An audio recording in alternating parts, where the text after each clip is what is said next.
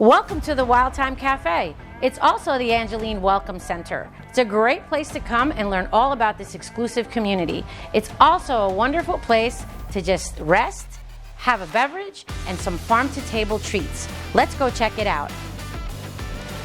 I wish you could smell that. This is fresh basil that just came out of the garden here at Angeline.